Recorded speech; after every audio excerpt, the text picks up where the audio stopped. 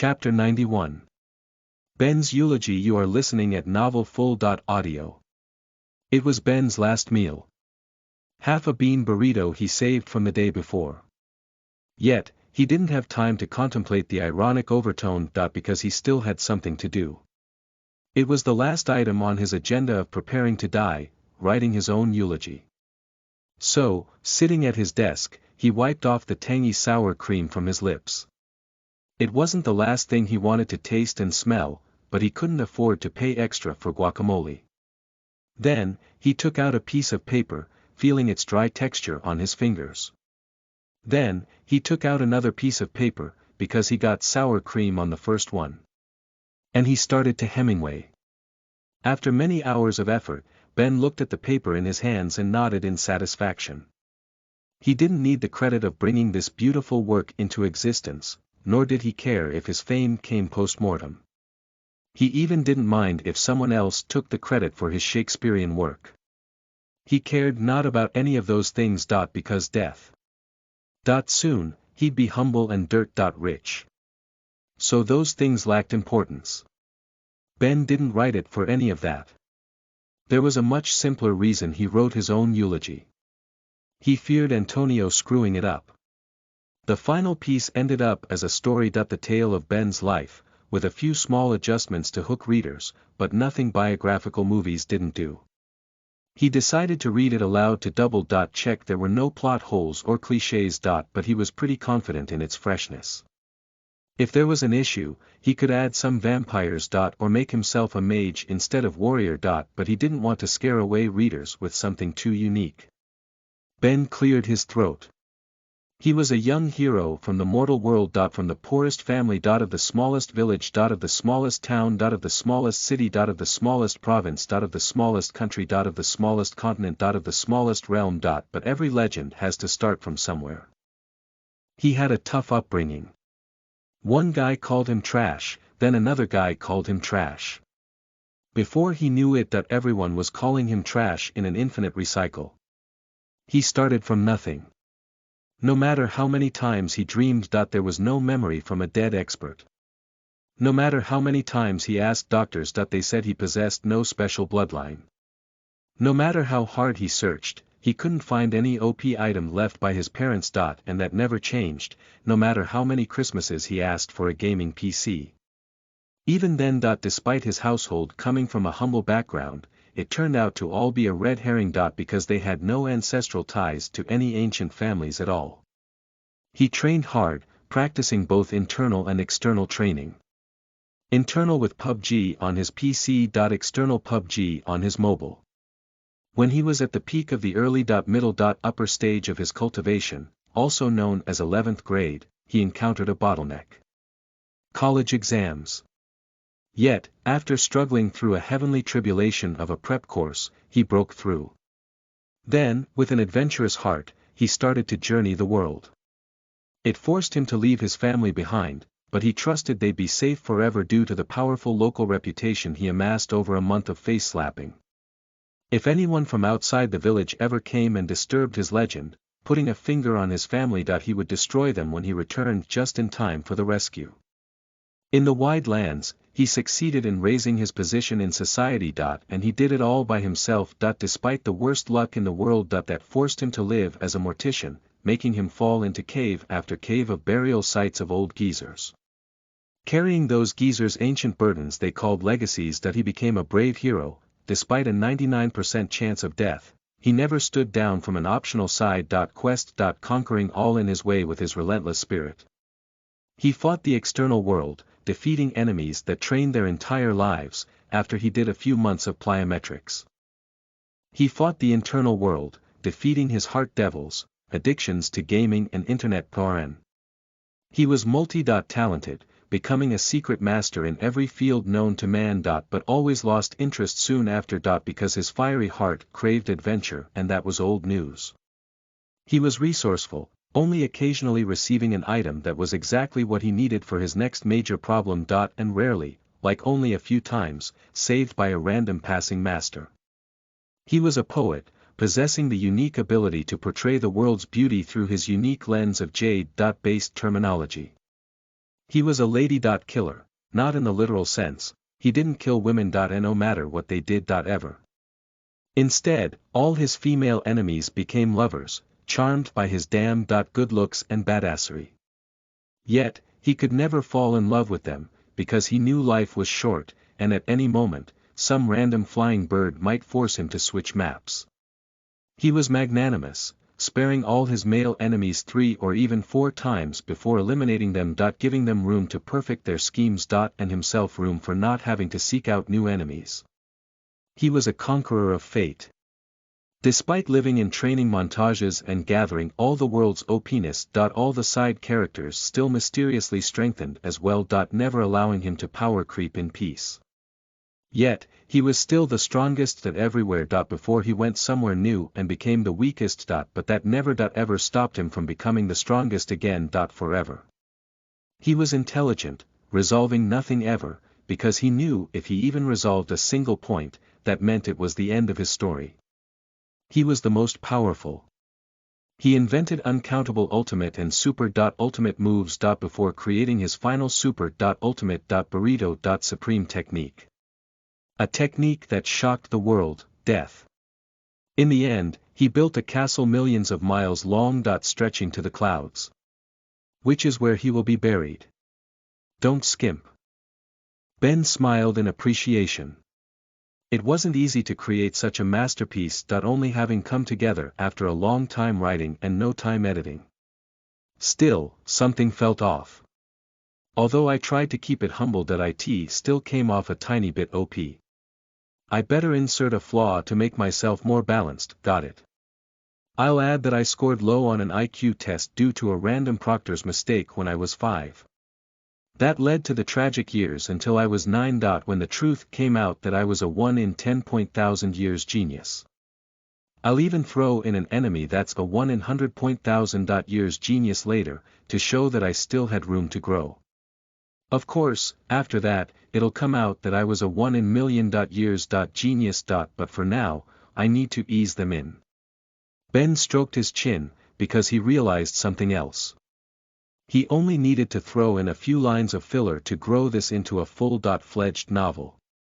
If I throw in a school arc, a tournament arc, a little fatty friend, and some C.O.C. Croach villains, that I could squeeze this out to 1,000 chapters. Ben leaned back in his chair. If I publish this, I wonder how long it would take to get to the top of the web novel rankings. Chapter 92. Nymphomaniac. You are listening at novelfull.audio. February 17th, 45 February 17th, 44 February 17th, 43 for Ben. The passing of each remaining second felt like a slightly longer second. Despite that, he was sitting on his bed, rocking back and forth, and biting his nails. There wasn't anything else to do now except wait for Miyuki to knock on his door. He'd done everything he could think of. Push-ups to pump himself up, picked out his clothes, and cleaned his room. He even set up a chess set on his desk, in case death chose to give him another chance over a game. Now, it was a matter of seeing if it was enough. If Ben wanted to live, he would need to climax during today's climax. It was a recursive climax situation. Squirtless all the way down. Knock knock, she's early. Ben shot up from the bed. As he was about to run to the door, he stopped himself. And took a deep breath. Calm down. If you're nervous, you'll screw it all up. Stay cool. You got this. Having centered himself, he put on a confident expression and walked to the door. He encouraged himself with positive thoughts. Good. This is the Ben you need to be. The chill Ben, the confident Ben, the Ben who has everything under control. That's when he felt a real chill, glanced down, and realized he was the Ben with his D*CK hanging out. The Ben who forgot to wear pants. He'd given his overgrown little brother a motivational football-style speech earlier. And it almost became a blindside moment. 1 minute. He rushed to put on his jeans. A short while later, he opened the door. Please don't be a UPS package or a police mail stripper. For once, things went how Ben wanted. Miyuki stood in front of him, wearing a loose one-piece black dress down to her knees, accentuating her formal demeanor. "Hello, Benjamin-san," she smiled and gave a gentle head bow. "Come in." Ben showed her inside. A short while later, she was sitting down on his bed with an upright posture. Ben appreciated Miyuki's prim and proper manner, which was the opposite of most Western girls who were very casual. Though, he suspected it might make closing more difficult for him tonight. He was even more appreciative of how her dress outlined her lean body when she sat, the bottom now at her pale thighs, allowing him to enjoy the view of her smooth legs. As the two sat together and chatted about recent events, Ben looked at Miyuki's status. Target's current attraction level. Interested, target's current comfort level. Familiar, since they last met, Miyuki's attraction dropped one level, but comfort stayed the same. As he gained more experience, Ben was realizing that raising comfort also helped slow down the decay of attraction. It was a solidifier. Still, he didn't have time to concern himself with that as he considered his next moves. Despite this being their second date, and having kissed on the first, Ben didn't begin the night by kissing Miyuki. Beluga gave him an important tip. He shouldn't start off a follow-up date from the high point of the previous date. That was true whether the high was an intimate conversation, a kiss, or more. The previous high occurred from building off a foundation of smaller moments that didn't exist now. If he tried to kiss Miyuki right when she arrived, it would have made it very uncomfortable for her. She may have accepted the kiss or turned her head to give him her cheek, but either way, there would have been negative consequences on the date. The best case would have been Miyuki lowering her evaluation of him, finding him too eager or inexperienced. The worst case would have been her leaving. Ben glanced at her soft pink lips and thought it was a pity, but he trusted Beluga. While Ben believed that exceptions may have existed, he decided to reserve kiss greetings for women with whom he'd slept with already, as advised. That being the case, it was like the progress from the first date was reset to some degree.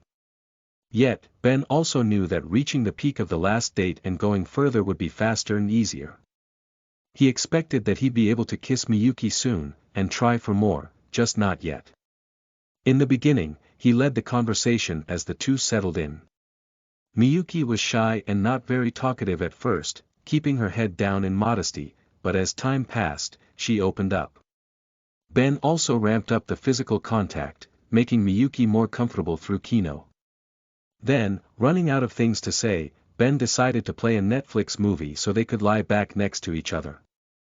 Although watching movies was a recreational activity he hadn't enjoyed since the system first smacked him in the head, he researched beforehand and knew what to choose. While Miyuki observed, Ben opened his laptop and logged into Netflix. That's when his continue watching list popped up. S.E.X, Shame and Tears. Below Her Mouth. Nymphomaniac Volume 1. Nymphomaniac Volume 2. What the F***ck is this sh**t? Ben's face grew horrified. He sighed. Stepped to cover the front of his laptop in a hurry. With his back still facing Miyuki, he panicked. She definitely saw that. I'm finished. How is this possible? That's when he realized the problem. Damn. I forgot Lucas had my Netflix. His perverted brother was watching these things on the same account. Ben Googled to find films, but he never logged on since he came to Manhattan, which led to this debacle. Gulping, he tried to come up with a solution, his brain spinning. Benjamin-san, did you enjoy Nymphomaniac 1 or 2 better? Ben's brain stopped spinning as he pulled the emergency brakes. Almost launching his soul out the windshield of his body. He turned to look at Miyuki, whose serene smile was now a little brighter. Confused, Ben checked her attraction levels. Target's current attraction level. Attracted, +1, target's current comfort level. Familiar. He blanked for a second. Her attraction level rose, did these movies win at Cannes Film Festival or something, whatever, I need to decide how to answer her. But I guess the right answer is obvious, sequels are never better, right? Ben spread an expression he felt was appropriate to a film snob, he'd seen it on a French waiter once. One, of course. Oh, I liked two better. Sequel slut. After waiting a few moments, and not seeing her levels drop, Ben relaxed. I guess the second wasn't that much better. Well, since it turned out like this, it'll be better to play one of these nympho movies. Since she likes it, the sex.u.l content should be better for setting the mood. He glanced at Miyuki. Since we both like them so much that we might as well watch them again. When she didn't object, Ben went ahead and played the first one as he connected it to his monitor. Then, he switched off the lights and invited Miyuki to lie on the long side of the bed, next to him, as the movie started. When she obliged, he put a blanket over the two of them, and they began watching the film. As the movie progressed, the mature content surprised Ben. Art films are just p.o.r.n with plot now. Yet, as he felt Miyuki's bare skin against his leg and arms, and smelled her enchanting vanilla fragrance with robust hidden tones, he found it difficult to pay attention to the movie for any long stretch of time. What he wasn't aware of was that Miyuki was facing a similar situation. This was one of her favorite movies. One she could never enjoy with anyone else, because it was improper. She glanced at her clean hands, with their pristine fingernails, that she placed in a perfect central position on her lap in the style her mother taught her so long ago. And she only felt a sense of inequity. Benjamin.san.do You think it is wrong for a woman to be watching this kind of movie? She stared into his eyes. With a hint of expectation. Picking up on her signals, Ben put his hand over hers. And gave her a reassuring glance. If loving Nymphomaniac 1 and 2 is wrong, that I don't want to be right.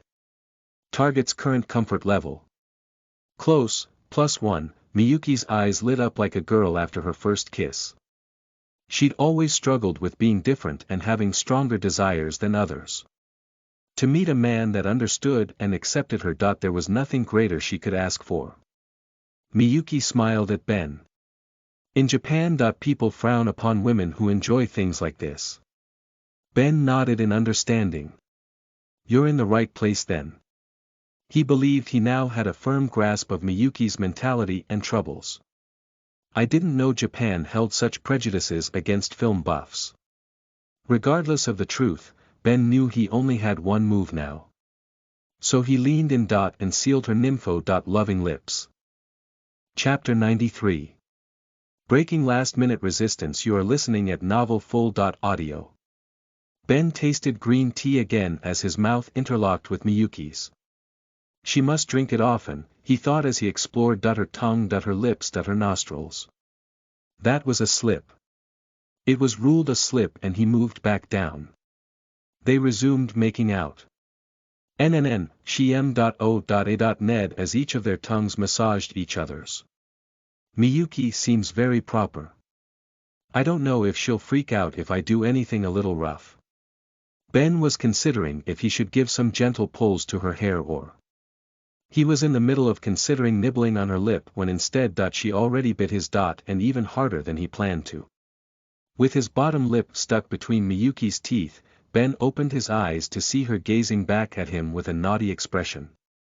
Target's current arousal level. Stimulated, +1, then, Miyuki let go as Ben brought his head back on instinct. But she grabbed him by the hair, and pulled him back into a kiss. Ben's eyes remained opened in surprise. But he soon closed them as he realized this was a good thing, and let the dark side flow through him. He stroked Miyuki's soft hair, enjoying its silky texture, after which. He gave it a tug. She was into it, more than other girls he'd seen. In that case. He lowered his head to her elegant neck. And started licking upwards. Her fragrance fell on his nose. Past the vanilla. Getting the deeper tones now. His tongue migrated from her clavicle. To her mid. Neck. To her chin. Then, he went back down, but this time. Sucked. Hard. HNNNGG. Miyuki bit her lower lip. While he sucked on her neck, his hands traversed her lean body. Her shoulders, her arms, her hips. Then, when he sucked enough, he gave it a gentle bite. Yes. Miyuki whispered. He bit a little harder. Oh, her pelvis jerked beneath him. While biting, sucking, tasting. Ben's hands continued to travel along her delicate cotton dress. Feeling her lean stomach without an inch of fat. And then her brie a.s.ts. Miyuki didn't resist.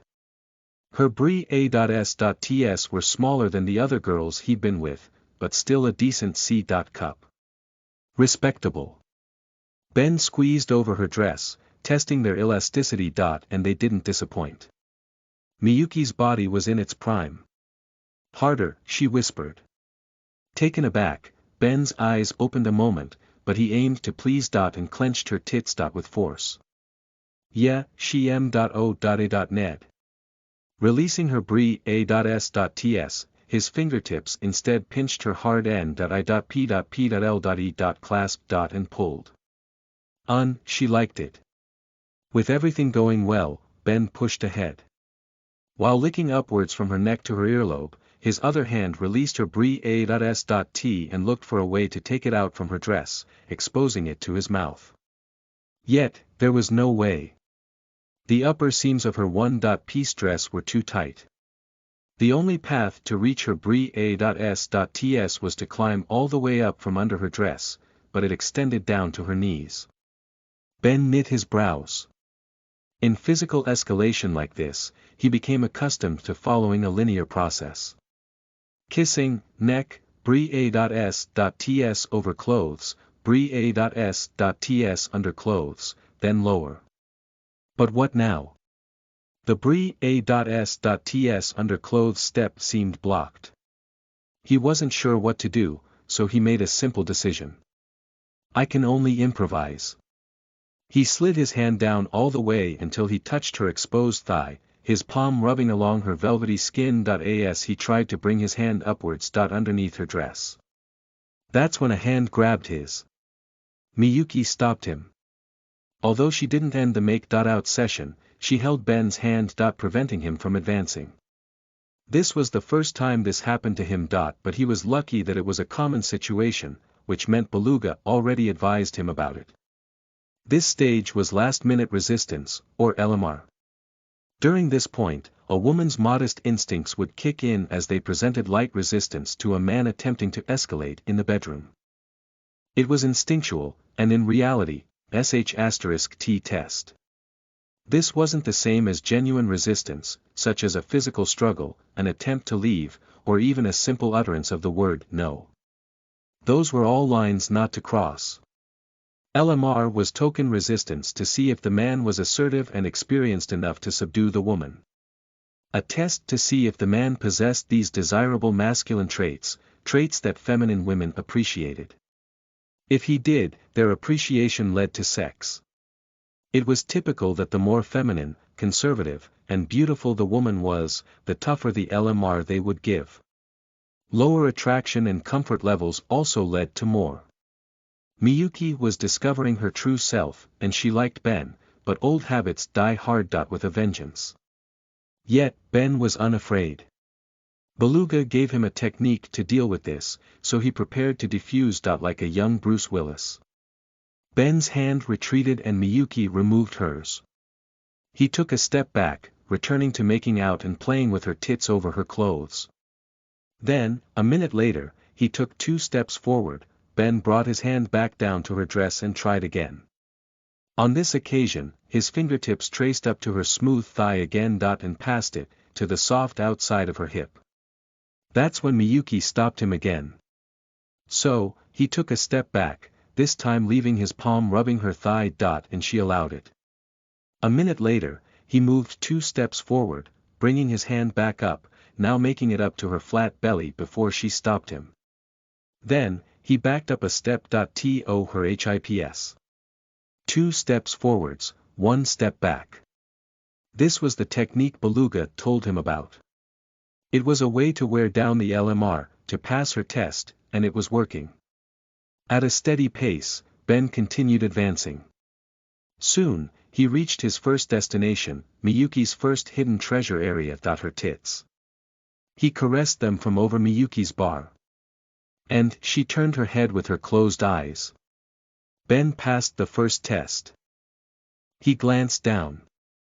After his arm hiked up her dress, her panties became exposed. White cotton with a pink flower pattern. Ben licked his lips. At the same time, Squirtle was causing a ruckus, chanting his stupid name over and over from the cage of Ben's imagination. Then, in Ben's mind, he sprayed Squirtle with a hose. Once it was silent, Ben's eyes became incisive. Like an eagle. Like a freedom boner. He was already scouting his next destination.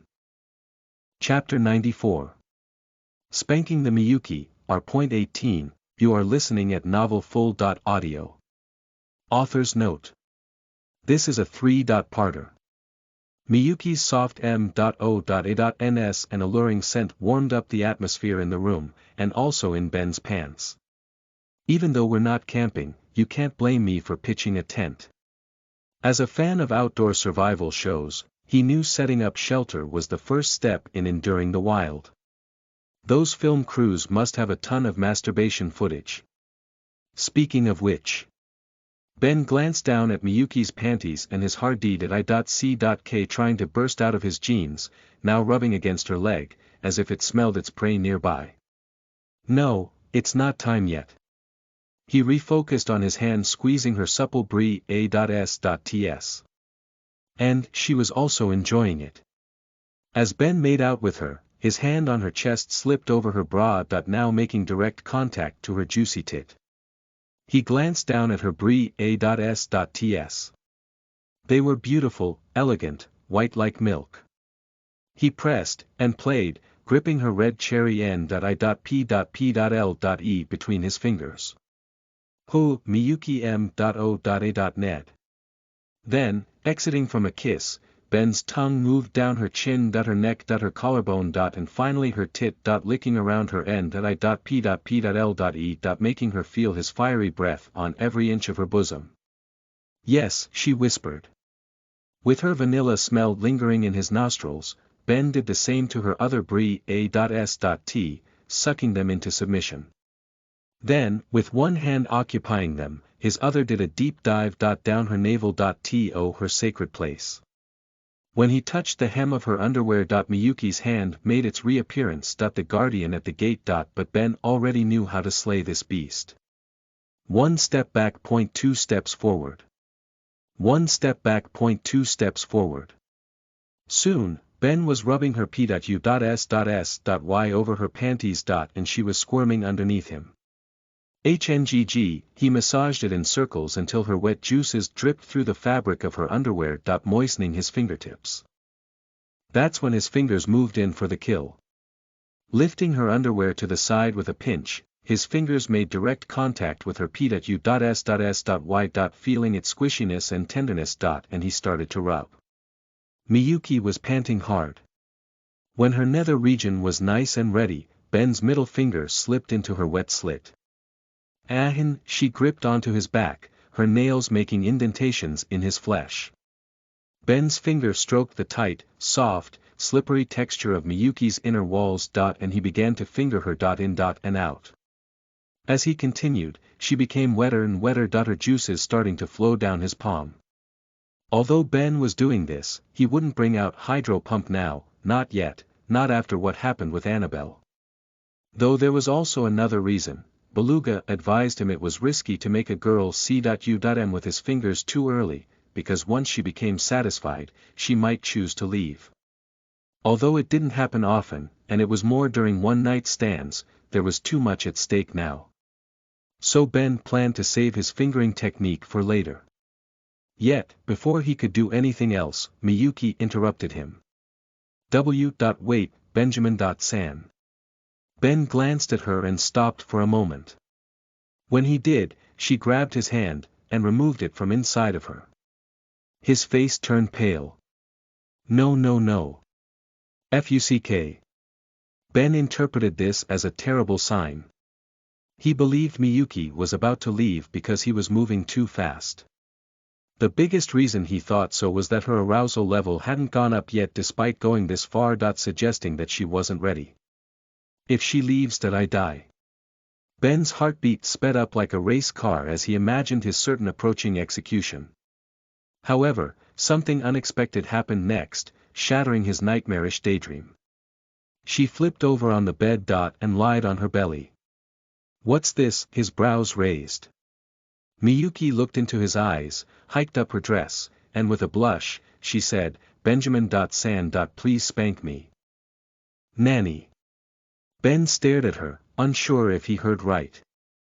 Could you repeat that? Please. Spank me. With your hand. Holding her dress up for him, she stuck out her butt a little into the air as her head posted on the bed. Watching this scene, Ben swallowed and his eyes brightened.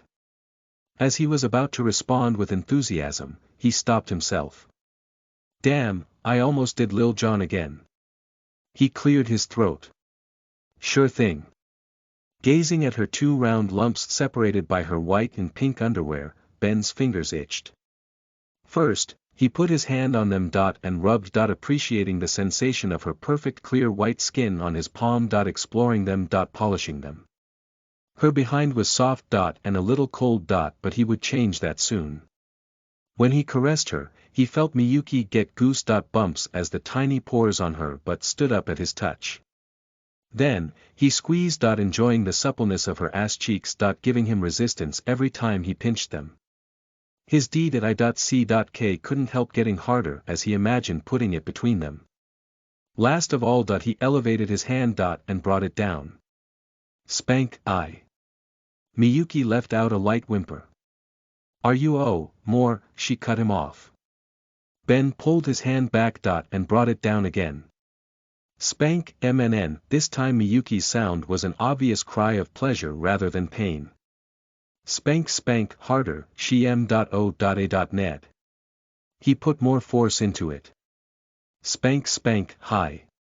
Every time he hit her, her backside recoiled away from him. But the euphoric look on her face, and her tendency to bring it right back into position for him, made it clear she was loving this. Target's current arousal level. Horny, +1, finally, it rose. Ben was wondering what it would take. Please, don't stop. Miyuki said with a weak expression, her mouth hanging open. Spank. Spank. High. Benjamin-san. Her cries became louder with every contact. Her body's squirms more desperate. And her returns into position, more eager. After a few more minutes of spanking her ass, it was now red. With Ben's palm outlined in red on each of her pale butt cheeks. Target's current arousal level. L.U.S. Fool, +1, Miyuki was gasping for breath. Her tongue hanging out of her mouth. And a facial expression of both pain and ecstasy. As Ben was going to ease back for a minute to give her time to regroup, she stopped him. With her hand. On his COCK. Benjamin-san. Give it to me. Please. She started to rub it over his pants. Ben's boner became harder than a rock, and he gave her a reassuring nod. How could he disappoint her? If nothing else, that he was a giver, a philanthropist, and the soon-to-be crowned sausage king of Chicago. Since she grabbed the steering wheel. It's time to take a ride down Sausage Street. Chapter 95. Slap Happy, our point 18, you are listening at novelfull.audio. Author's note. Another our point 18 chapter after this. By now, Ben realized the truth about Miyuki. She's an M. How could he not? He wasn't stupid. Anyone would have figured it out by now. It's obvious she's an M, a mischief maker. He nodded in understanding. She's been doing unprofessional things with a student. So, as a teacher's assistant, she's trying to uphold the ancient scholarly principle of corporal punishment by having me bring her to justice. Ben knew he had solved the riddle. / yet, he couldn't muse for long, because a real muse lied on his bed, gazing into his eyes, and rubbing his COCK.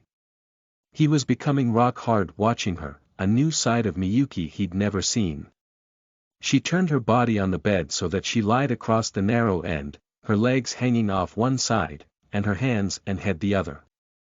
Seeing her ass wiggle as she moved, Ben licked his lips. But before they continued, he leaned over to his phone on the desk and put on a song he thought would set the mood. It was "Baby One More Time" by Britney Spears. He was now standing next to the bed and she was lying below him, with both her hands rubbing the nether region of his jeans. She looked up at him with her mouth open, her sexy dark features threatening to swallow all the light in him. "Benjamin.San. Give me." Miyuki whispered. No longer able to hold back, Ben unbuttoned his jeans, unzipped, and dropped them. There it was, right in front of her, a full erection. Mere inches away from it, Miyuki tilted her head and wondered if she'd never seen a p.e.n.i.s so close before. And in reality, she hadn't. Although she liked to watch p.o.r.n. often. But having come from a conservative culture, she never went so far with a man before. So she was curious. She lifted her hand and brushed the tip of Ben's manhood with her fingers. When she made contact, it throbbed. This made Miyuki jump back in fright. A second later, she giggled at her reaction, leaned forward. And brought her fingers back onto it. Except she wrapped them around this time. And started to stroke. Is this really going to happen? I'm going to get a blowjob from this older Japanese beauty. And she's my resident assistant and even works for the university. Ben's palms became sweaty in anticipation. Miyuki was jerking this thick monster right in front of her eyes. And while doing that, she realized it wasn't that scary after all. Since that's the case. She leaned her head forward, stuck out her pink tongue. And flicked it on the head. Tasting it. Shit. The psychological sensation alone of this exotic angel tasting his manhood was enough to thrill Ben. She pulled back. Then licked again. And pulled back again, staring at it. Doesn't taste bad. Then, she glanced up at Ben while rubbing his cock. Benjamin.San. I don't know if I can fit this in my mouth.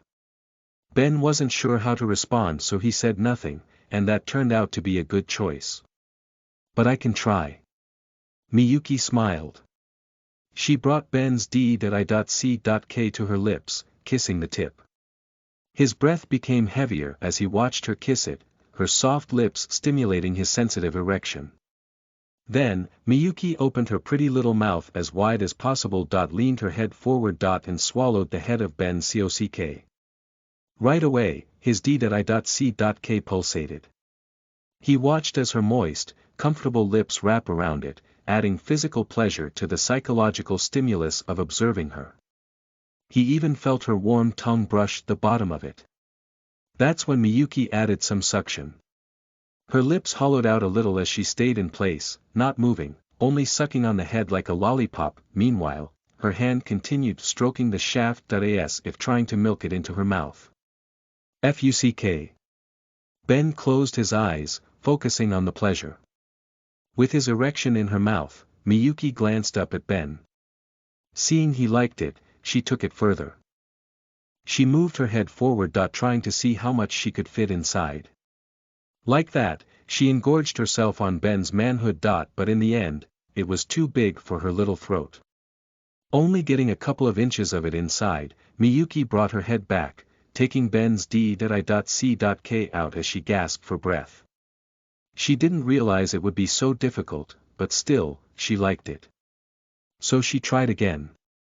Ben observed as Miyuki kept trying to fit as much of his c.o.c.k into her mouth as possible, struggling with its thickness. And a fire grew in his loins.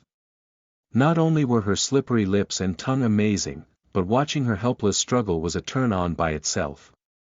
Nnnh. Miyuki grunted in acute utterance of frustration as her brows wrinkled. She wanted to swallow more of Ben's c.o.c.k, but it just wouldn't fit.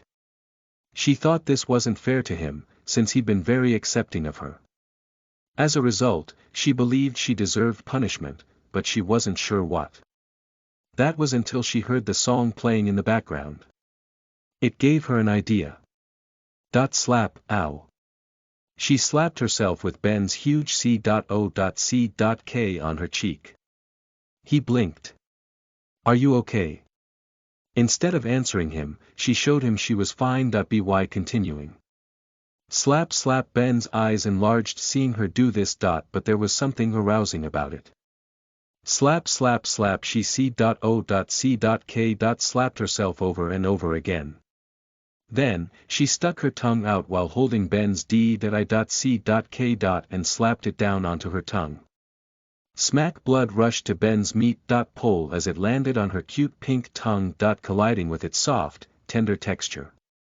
Smack smack. Gazing at his C.O.C.K, with her head hanging off the bed, Miyuki kept smacking it on top of her tongue. Then, she looked up at Ben, her face expressing guilt and helplessness. Benjamin-san, slap my face with your COCK. Ben gulped.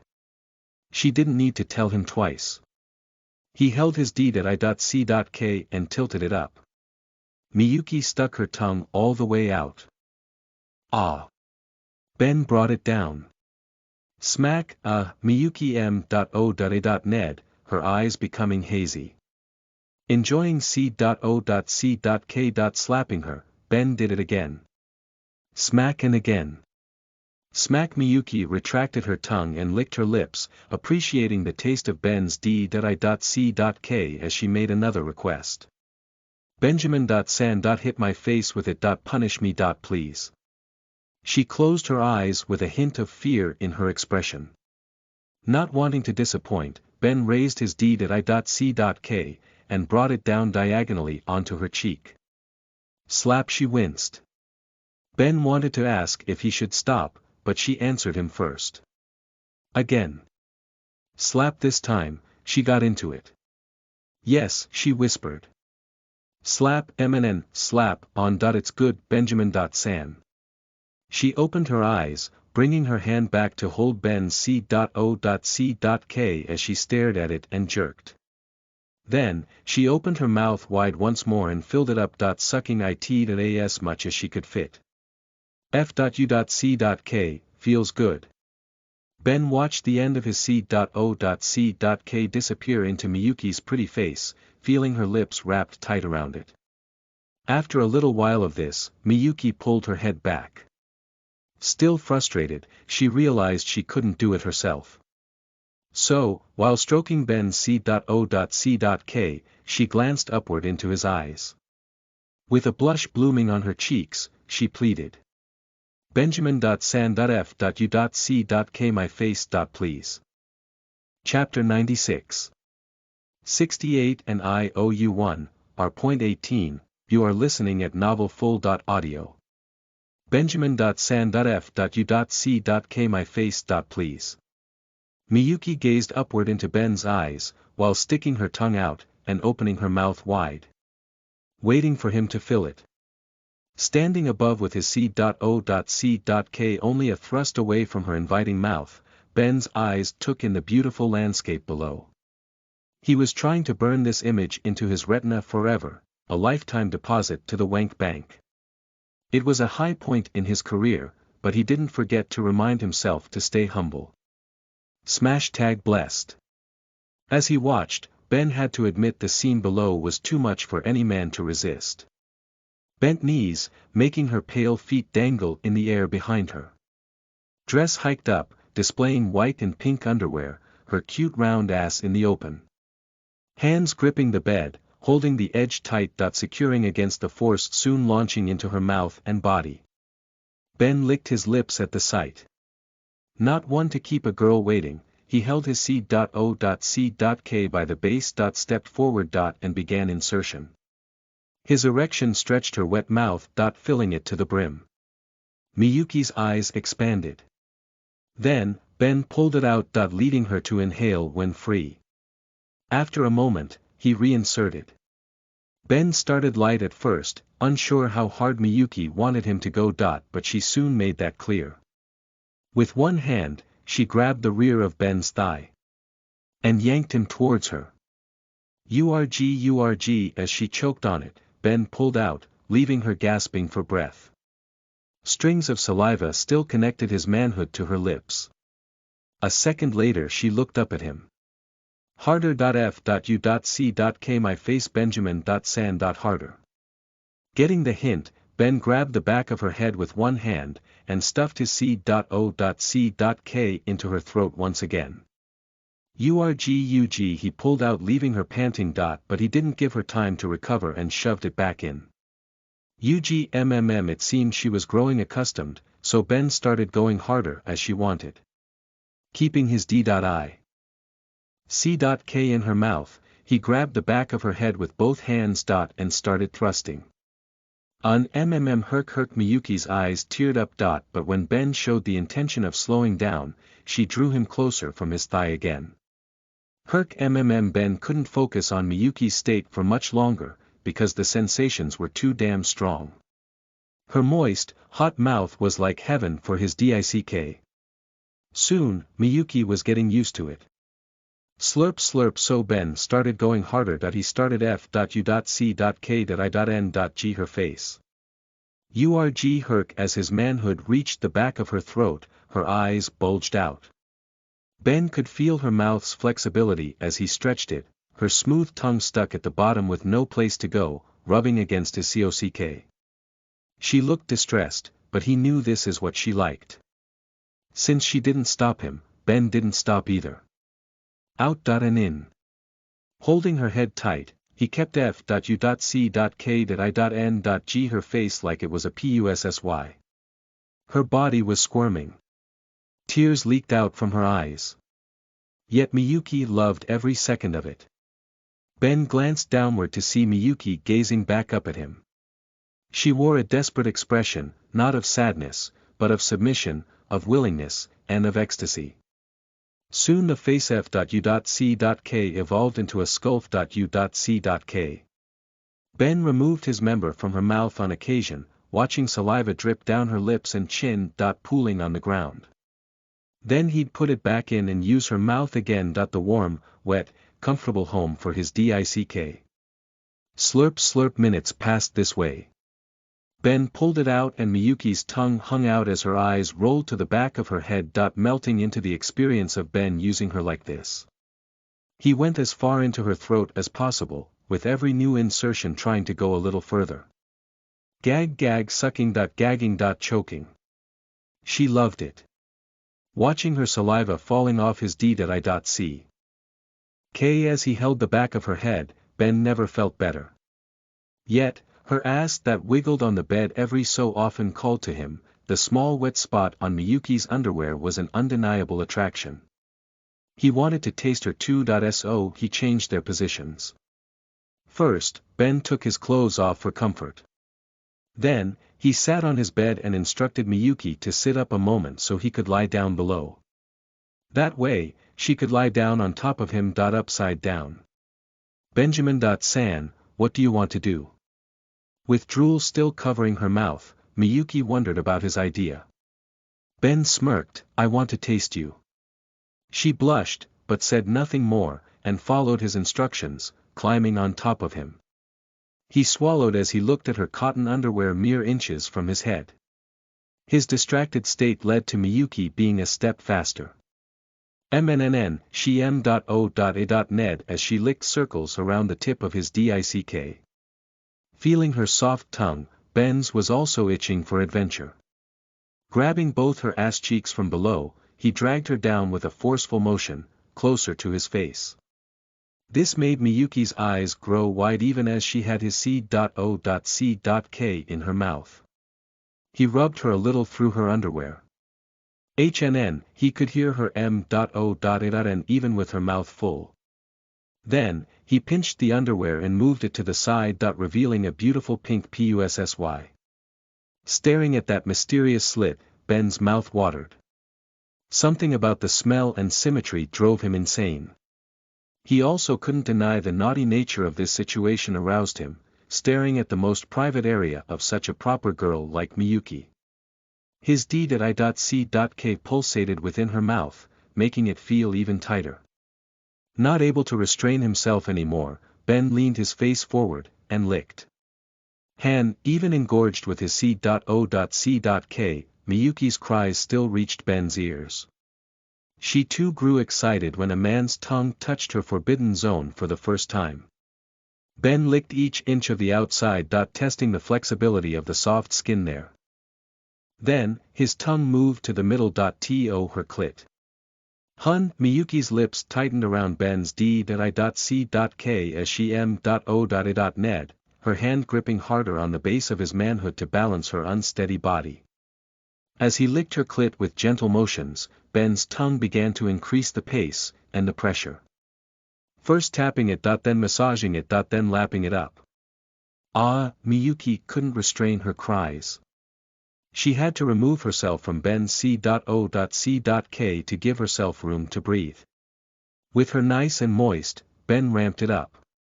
He slipped a finger inside her love. Hold. Sliding it back and forth. Feeling her walls, as he continued to lick and taste and suck on her soft pussy. Miyuki returned his enthusiasm, stroking his D.I.C.K, sucking on it like there was a prize inside she was desperate to get. They intertwined in a cycle of dual pleasure, each enamored with the juicy taste of the other's nether region. During this time, Ben's hands roamed, one squeezing her ass cheeks, one fingering her. His original plan didn't include making her C.U.M yet, just to be safe. Except now, Miyuki's slit and the sensations of her mouth enraptured him, making him fail to notice something important. Squirtle broke out of his cage. With subconscious movements, his fingers sped up. Miyuki's body quivered. Ben was in the zone, eyes closed, going to town on Miyuki's clit, and his fingers moved like they had a life of their own. The shaking of her body accelerated. At the same time, Miyuki responded by sucking and stroking faster and harder. Both of their minds became murky as they lost themselves in the pleasure and acts of pleasuring. As he was about to lose control, Ben reminded himself. Wait, I can't C.U.M yet. We need to FUCK. Yet, life doesn't always go as planned. As Ben and Miyuki stimulated each other, they both heard the rattling of keys outside Ben's door. Ben turned his head and looked in the direction of the hallway leading to the door. Oh shit, Ferrick's here. Realizing the urgency and still lost in a chaotic mindset of pleasure, Miyuki mumbled, then must hurry. She stuffed Ben's C.O.C.K back in her mouth, sucked and jerked, faster and harder than she ever had before. W.Y. Ben tried to say something but the sensation was too overwhelming. He only managed to stutter, also failing to notice that his fingers accelerated their pace in response. The rattling keys reminded them of the threat, an uncertain countdown, like a bomb about to go off. Miyuki milked Ben with full effort. Ben fingered Miyuki like a jackhammer. Soon. Ha-ya. Even with A.D.I.C.K in her mouth muffling the sound, Miyuki's cries filled the room as liquid shot out of her P.U.S.S.Y covering the bottom of Ben's bed.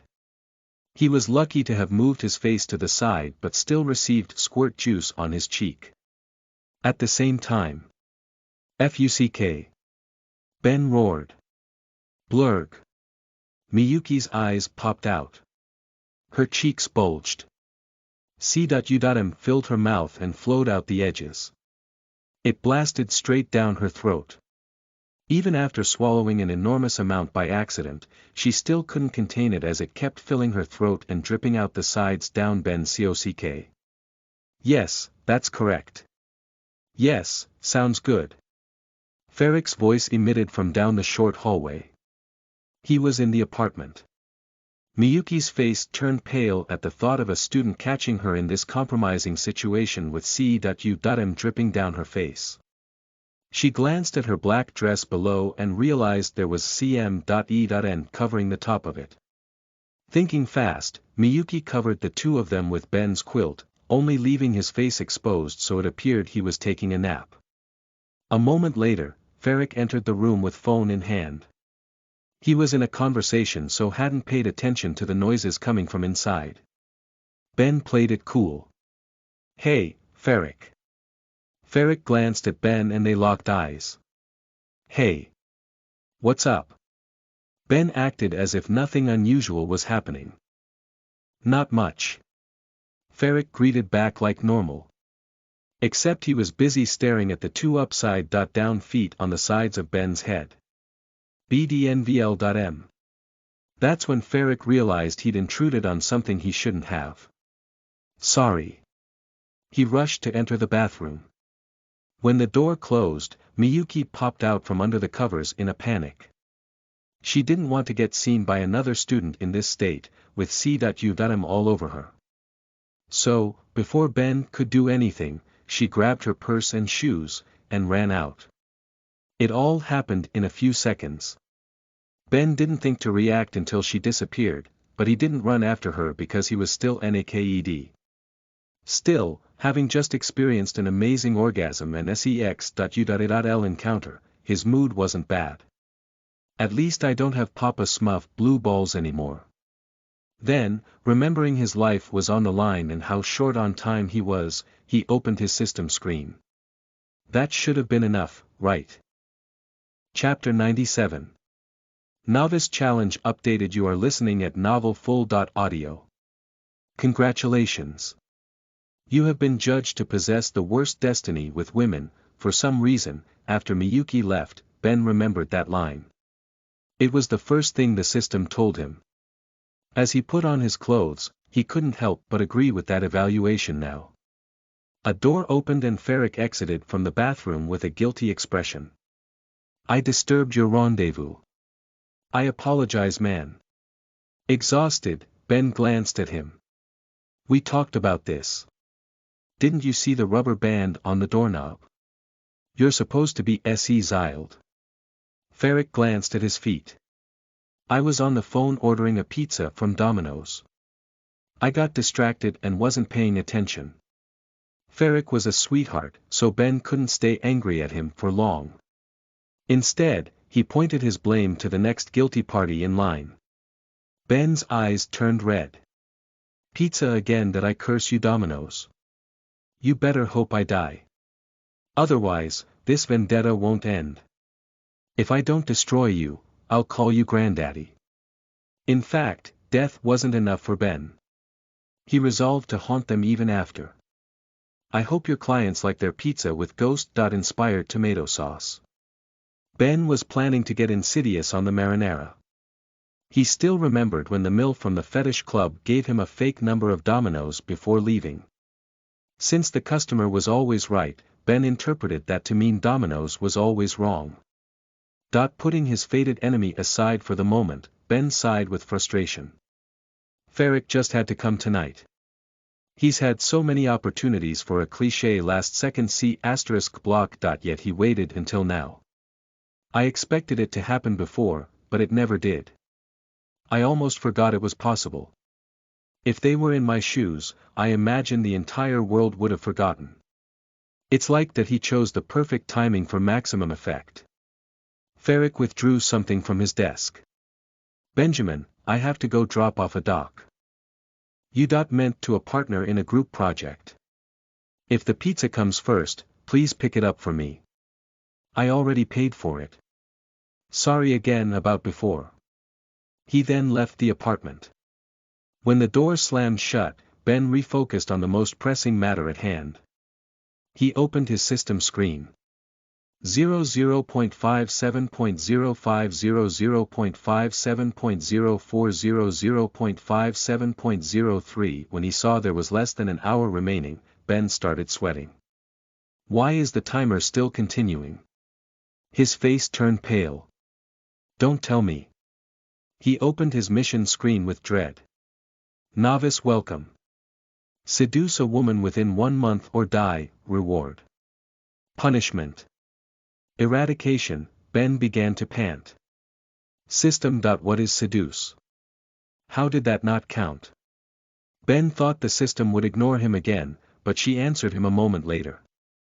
Evaluating completion criteria of Novice Welcome Challenge. Evaluated. Penetrative sex with sex.u.a.l organs required for challenge completion. Current challenge status is evaluated as incomplete. Novice welcome challenge is still active. Ben stopped breathing. Then the system continued.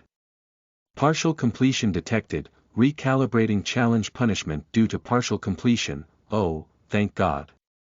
Ben released a sigh of relief, holding his chest. He was hopeful. Please remove the eradication punishment. Anything else, just don't kill me. Challenge punishment recalibrated, congratulations.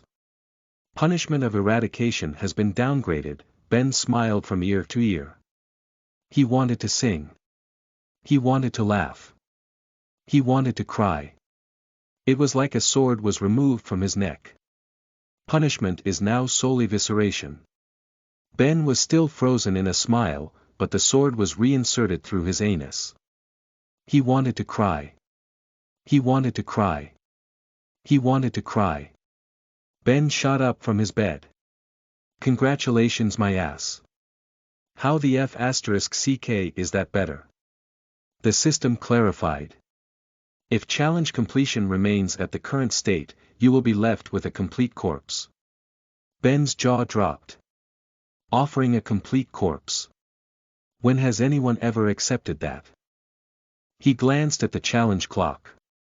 00.54.45. Understanding his challenge wasn't complete and that it would be a waste of time debating with the system, Ben grabbed his phone and keys, and sprinted out the door to Miyuki's room. A few seconds later. Knock knock knock, Miyuki. He yelled but no one answered. Knock knock knock knock knock knock, Miyuki. Ben was clenching his fists so hard that his nails dug into his palms. It seemed she wasn't in her room. So he called her cell. Ben paced in circles as the phone rang. Ring ring ring ring ring ring, nothing. He called her again. Ring ring, still nothing. He texted her. Again nothing. 00.52.09. That's when reality started to set in for Ben. Am I going to die? Large beads of sweat mulat on his forehead as he realized his story might not have a cute happy ending like every novel he ever read. He walked back to his room as his mind raced at 100 miles an hour. What should I do? Breathing hard, he remembered something. Wait. I still have a bunch of phone numbers. I should text everyone, maybe I'll get lucky. Arriving back in his dorm room, Ben sat down on his bed in a hurry. He didn't have time for a booty call. It needed to be a text and his only hope was getting lucky by sending it out to all the girls' numbers in his phone. He lacked the time to choose who to send it to, but he was fortunate that Antonio recommended an app to him a while back to mass text girls. Ben tried it before and made a contact list of the girls whose phone numbers he'd acquired. That's what he would use now. 00.49.52. Ben looked at the countdown and gulped. Beads of sweat trickled down into his eyes and mouth, the salty taste a constant reminder of his terrible predicament. With shaky hands, he wrote out a text message and pressed send. There, now it should have sent to all the girls. I just have to wait and hope one bites.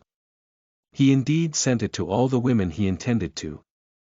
However, there was an unfortunate complication. Due to not being very used to the app, and acting under tremendous psychological pressure, Ben also sent the text to his entire phone book. This was the day when humanity recorded its most desperate booty text of all time. The exact words were, I need a sex now. Willing to eat butt. You up? When Ben wrote it, you could say he wasn't thinking straight. With the colossal weight of imminent death hanging from his neck, he was more concerned with saving every second than being perfect. So he wasn't willing to waste too much time coming up with lots of message ideas. He read somewhere in a pickup blog that lots of s.l.u.tty girls like to have their butts eaten.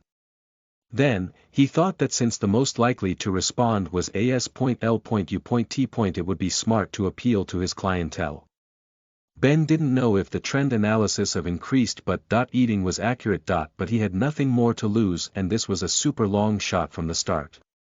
So, he became a booty texter willing to eat butt. Soon, the replies started coming in. As multiple text message alerts arrived at once, Ben's eyes lit up, thinking he might have a chance after all. Then he read them. The first was from Beluga. Benjamin, I take it you sent this to the wrong person. A bad feeling brewed in Ben's stomach. The next was from Antonio. That's gonna be a hard no from me, dog. Oh dear God, no. Ben formed a hypothesis about what occurred here. His brother Lucas responded next. Knew you were a fag *OT. The last one was from his 70-year-old grandmother. Ben gasped. Don't tell me I even texted Graham. Benjamin Romero, you are a disgrace. No. Graham. With a pallid face, Ben grimaced. She's getting better with the technology stuff. It was the worst time for Graham to update her technical skills. Yet, Ben lacked time to appreciate the irony. Once he understood the full extent of his mistake, he wanted to slap himself, but it was pointless because that wasn't even the bad news. The worst news was he didn't receive any more texts. Staring at his phone, Ben's heart skipped a beat. He wouldn't fret about it though, because soon, his soulless corpse might not need a heart at all. Chapter 98. One last shot at destiny. You are listening at novelfull.audio. 00.44.49. What should I do? Ben was panting. He tugged at his hair with both hands as he rocked back and forth on his bed. Even after a few minutes, none of the girls texted him back. Were their butts already eaten today? With time ticking down, Ben was having more and more trouble thinking straight. Texting failed. Think of something else, anything. He remembered Ferrick's pizza delivery. Could it be a CXY pizza delivery girl? Would she do something strange for some change? No. He realized that line of thought was absurd. So he threw that idea away. Then the pizza itself, that I could use the big sausage pizza tactic. Ben visualized himself making a pizza redelivery door to all the girls in the dorm. Only when they reached for a slice, they'd find the hole in the box for the big sausage pizza. No. That one didn't seem good either. Then, a dark thought swam through Ben's mind. It was a thought that creeped by his consciousness from time to time, the type of thing he didn't want to think about, that he tried to bury deep down in the sea of his subconscious. Somehow though, it always found a way back to the surface. Ben had always managed to kick it back down like the beast it was. Yet, now he was in the water himself, neck deep, drowning. This thing had not only reached the surface, forcing him to stare it in the face, but it was a much better swimmer than him. Now, it offered him its hand, willing to take him to shore. To save him. It said, I'm your only lifeline. Will you accept me or will you die? Ben swallowed as he stared at the ground. Of course. There's always been that. He sighed. He didn't want to think it, he didn't want to say it, but those seemed to be his only words left. I could *pe a woman. Ben sighed in deep disappointment when the words left his mouth, as if even uttering them was a step past a line he never wished to cross. He didn't know if that would even fulfill the seduction condition of the challenge, but if the alternative was certain death. Maybe there's some method, a loophole. His mind was already infected. Then, he glanced to the right. There was a picture on his desk of him with his family. He saw his mother's face there. He gritted his teeth as his face became hideous, expressing the struggle between doing the right thing and his unwillingness to die. She taught me better than that, he reminded himself, but the words seemed weaker now. Fragile. Lacking the strength to get him to shore. As Ben was trapped in the greatest dilemma of his life, he recalled something important. Wait. I still have points. He remembered he should have earned lots of achievements with Miyuki. It was worth checking to see if he had enough to buy something useful. Ben scanned through his achievement notifications. Congratulations. You've unlocked the achievement. V.I.G.N.A meet diffusal S.E.expert, uncommon. Defuse a woman's LMR to attain a repeatable achievement, distributing reward. PUA points plus 200, congratulations. You've unlocked the achievement. Spank and thank, uncommon.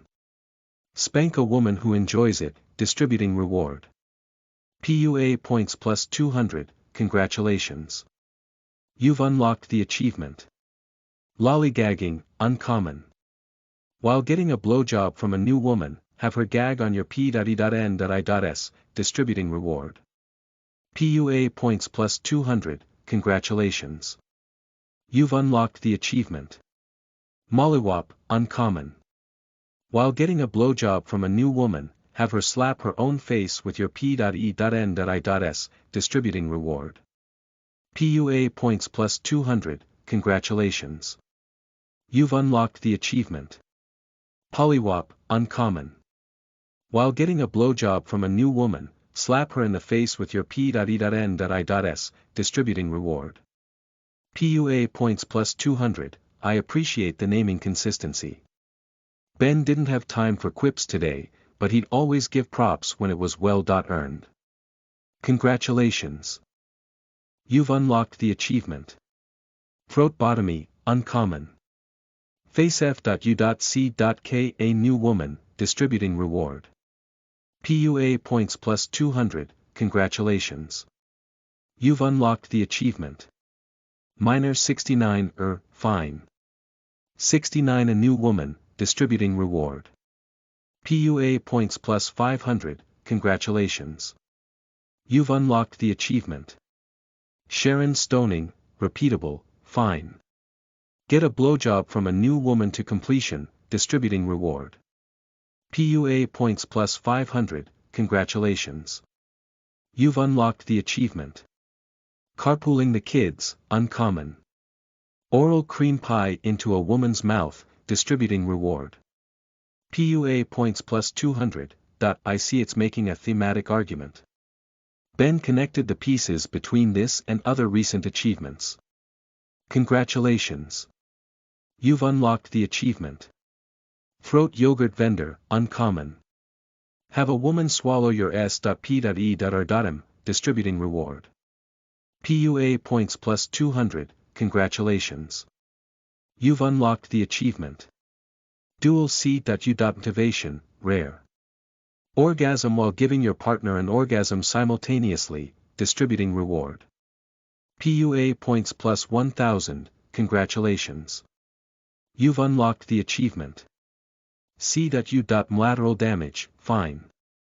Get accidentally hit in the face by female ejaculate while giving a woman an orgasm. Distributing reward. PUA points plus 500, congratulations. You've unlocked the achievement. Caught white-handed, fine. Get interrupted by an external party while nude and performing sex.u.l act with a woman, distributing reward. PUA points plus 500, I'll consider it a P*SSY rebate for ruining the rest of it. In addition to the achievements, Ben cleared his weekly challenge. Congratulations. You've completed the weekly challenge. Smile like a donut. Receive oral sex. Not from yourself. And from a woman, distributing reward. Stat point, random, x1, assigning stat personal talent plus 1, with that point, Ben's personal talent stat rose to 3. He closed his eyes, trying to feel the difference the increase in this stat made. He tried visualizing anything he considered a possible talent of his. Several visions played in his mind. Headshot. Headshot.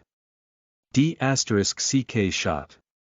Not even Noah had to carry this many animals. The day will come when you're gonna wanna wash the taste of my D*CK out of your mouth.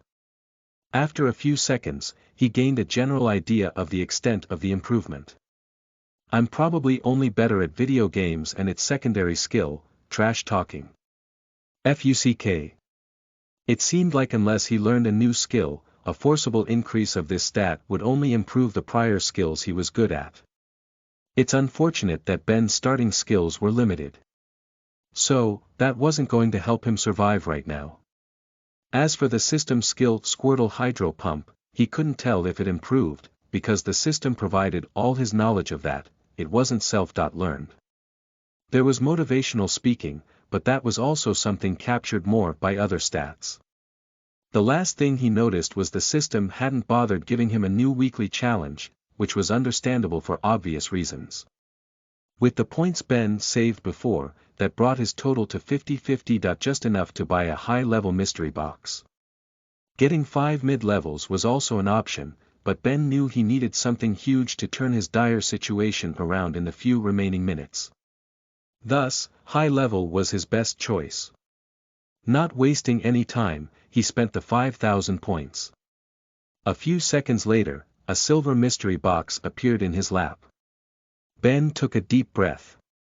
He knew this would decide his fate. This would be the end or a new beginning. There's no use hoping or wishing anymore. All I can do is see where my destiny lies. Ben lit up a lucky clove, and opened the high-level mystery box as a bright silver light filled the room. Although he closed his eyes, it didn't dampen the brightness at all. This light was illuminating his future. He couldn't hide from it. Life or death. It was in this little box. Chapter 99. Salvation or Damnation. You are listening at novelfull.audio. 00.39.57 Please, God. System. Anyone. Give me something that'll save me. Ben prayed harder than he ever had in his entire life. Soon, as the light from the mystery box disappeared, the result of all his praying laid before him. The fear of possible disappointment and resulting damnation weighed on Ben's eyelids, making it difficult to lift them, but he had no choice. Ben opened his eyes and gazed upon it. His last chance. There, on his lap, was a piece of blank white paper in a clear plastic folder. His face turned white when he saw its useless appearance. But with a trace of hope still in his heart, he opened its system description. When he read it, he gasped. Staring a long time at the item without breathing. What arrived was what he needed, the item of his dreams. And also his nightmares. Blackmailer's magic evidence, item, rare. Choose a target and the .u. Meant will morph into one showing proof of their most vile deed. Can only transform once, taking permanent form once used. A handy item for extortion. Ben swallowed. His first instinctual thought was, how is this any different from our *PE? Would this even work to clear the challenge? As if the system was waiting for this, she answered him. She clarified that as long as he gave the target a choice whether to comply with his request or not, that would satisfy the condition of seduction. Ben would live. He stared at the magic .u. Meant. A short while later, he laughed. A wide grin spread on his face. Thank you, he said, with a hint of sarcasm. Ben's laughter echoed in the room, as if he couldn't control it. Yet, as the seconds passed, his laughter became more and more bitter. You give this to me now. Right at this moment, that when I'm at my weakest. He held his face as an even louder bout of laughter reverberated through the room. She's really going to force me to do this. Ben thought it was so funny. The timing. The circ. Stances. Everything. Then, he caught sight of his mother's photo again, and became quiet. Gazing at it. After a while, he gritted his teeth. He turned and gazed at the item he held in his hands. Ben opened his mouth, wanting to say something. But the words wouldn't come out.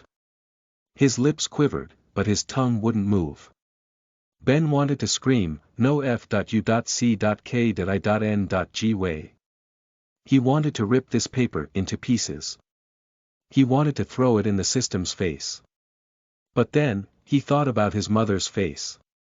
How it would look when she received the call. The call that they found his body. He thought about his father's.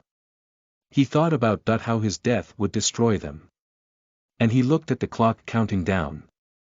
00.34.11 00.34.10 00.34.09 Holding the item in his hands, Ben started shaking.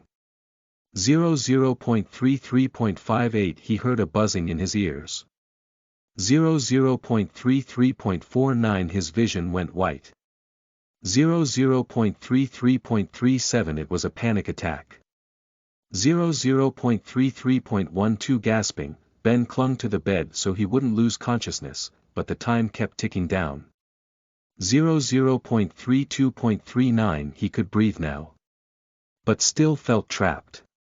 00.32.08 As if the room's air was dwindling.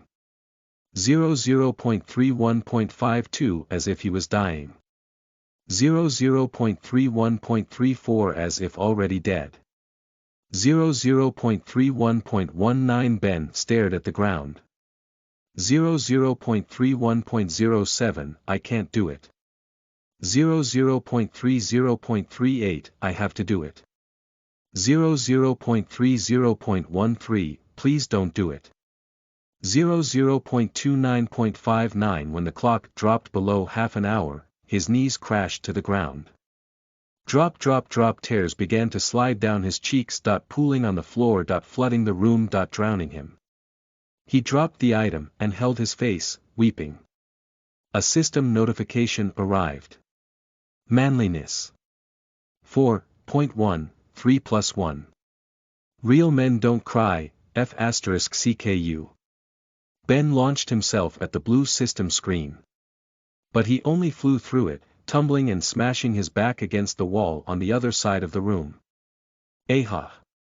His eyes turned red as he shot up, throwing his chair at the wall, then lurching at his desk. Swiping anything he saw. Clawing. Smashing. Destroying everything. Ending everything. A while later, Ben was on the floor, his back leaning against his destroyed desk. The remnants of his previous life in tatters. His eyes. Lifeless. The eyes of a corpse. 00.24.50 Then, a glimmer of light emerged in his eyes. Because he saw something on the floor next to his hand. It was the smashed photo frame of his family, the glass shattered. The picture hanging out. Still, he saw his mother's face there. I'm sorry. He wanted to tell her that he fought hard, that he did everything he could, that he was a good man. But he knew it would be a lie. He wasn't a good man. He was just a weak boy. The same useless boy that left his home a month ago with nothing but dreams for the future, with no clue how to achieve them, and only the will to try. What's that? Ben noticed a folded-up paper behind the photo. Curious, he reached his hand through the broken glass. Without a second thought to cutting up his fingers, he picked up the paper and glanced at it. It was a flyer. Do you want me in a bowl or pita bread? Guacamole is extra. Eat me if you want diarrhea. Signed, Wet Dirty Burrito King. It had been a long month and Ben forgot all about this. It was from his first day of university, when everyone around bullied him, the lowest point in his life. He only remembered being angry when he saved this copy back then, not even recalling why he did it. Maybe it was to remind himself of something, maybe it was for no reason at all, but he saved it.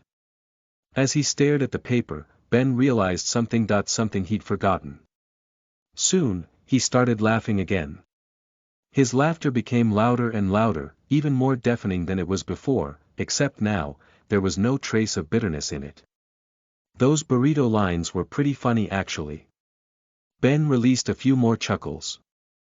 Then, he wiped his face with his sleeve. And rose off the ground. Standing short once again. He leaned his head back and released a deep exhale into the air above.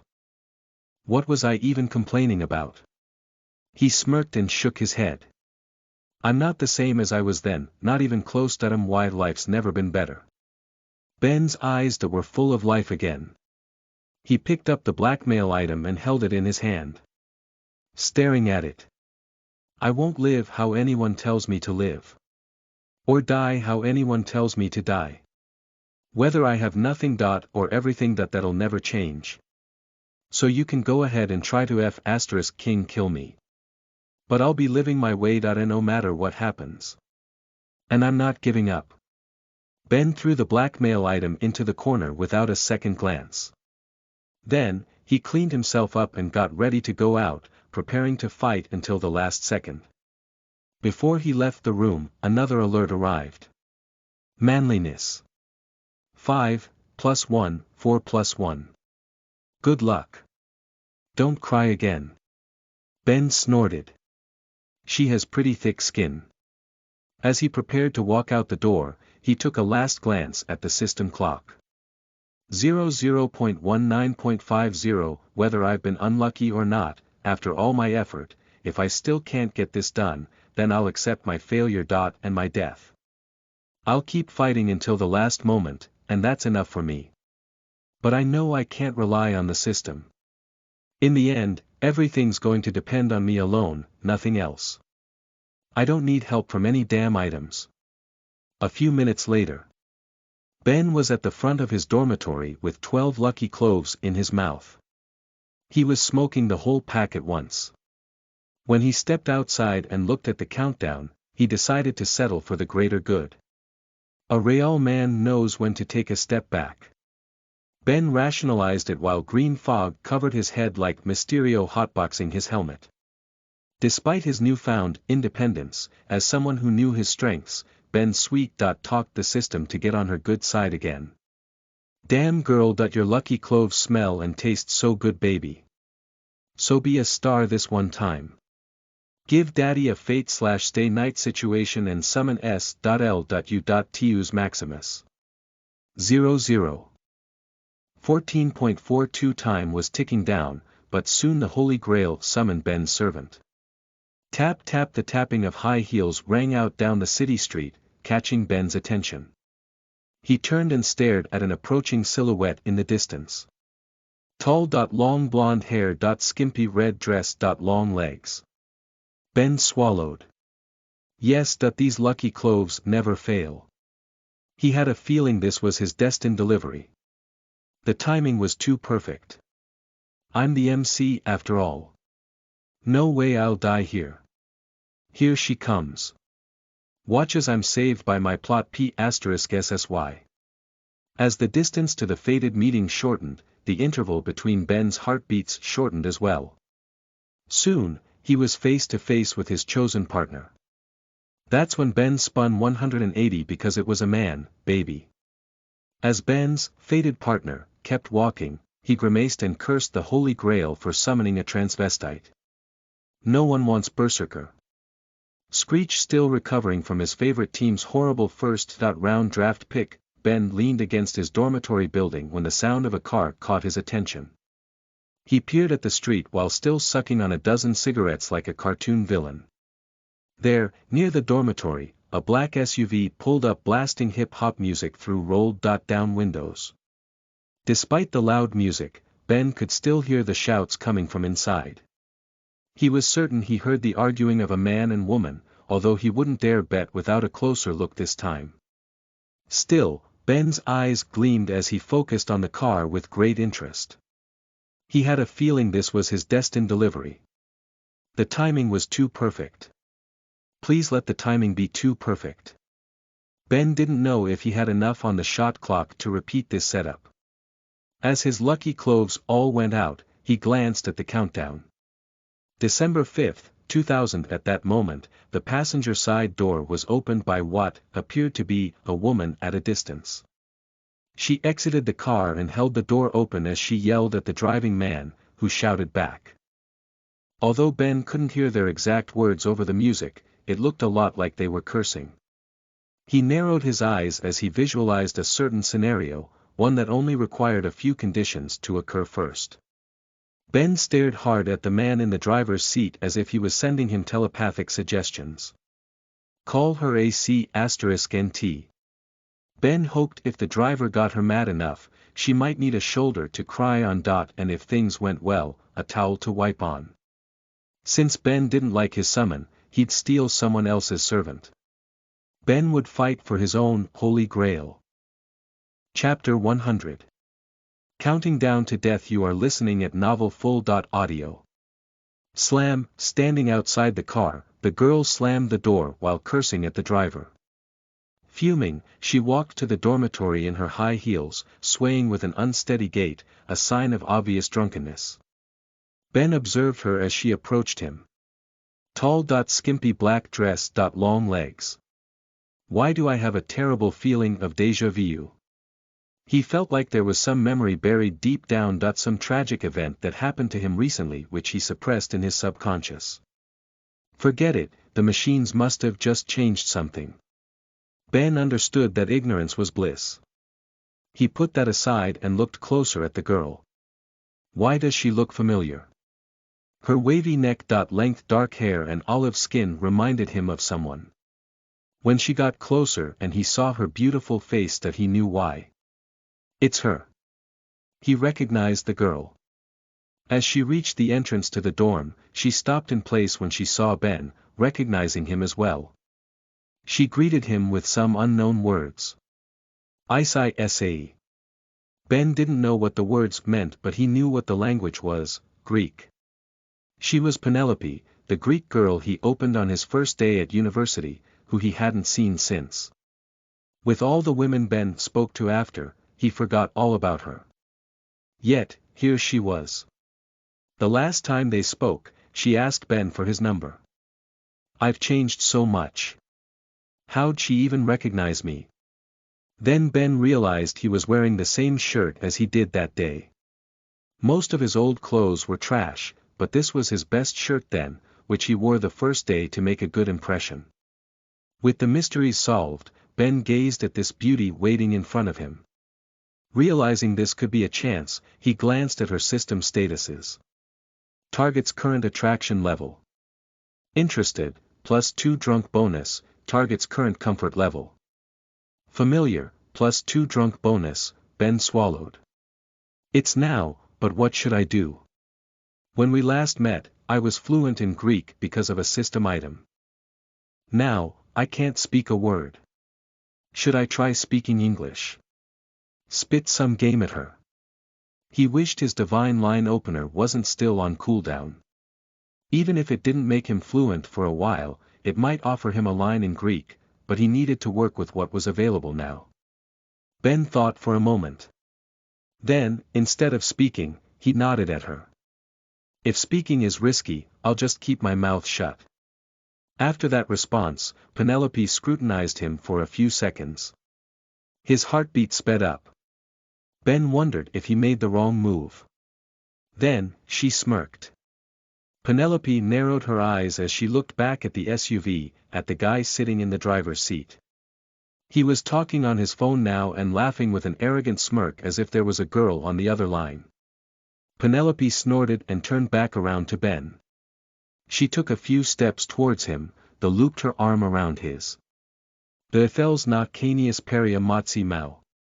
Ben didn't understand what she said, so he responded with a simple nod again. That's when Penelope pulled Ben to the inside of the dorm as she glared at the guy in the SUV. Having seen this, the driver's face became livid. He exited the car and marched towards them, but they were already inside. A few moments later, Penelope and Ben showed their ID cards to the guard and walked past the security booth. As they headed inside, they heard a shout from behind. Penelope! What the F***ck are you doing? They glanced back to see the tall driver glaring at them, his hideous expression mismatching his handsome face and short blonde hair. Penelope sneered at him. Then, she turned back around and pulled Ben to the elevator, ignoring the man who couldn't enter due to not being a student. As they were about to disappear around the corner, Ben smiled and locked eyes with the man. At that moment, time seemed to freeze. Ben could feel the man understood his thoughts.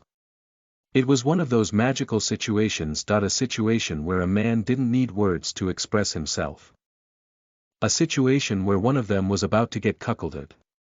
A song began to play in both of their heads as they gazed at each other. A remastered version of Simon Garfunkel's The Sound of Silence. Hello cuckold, my old friend.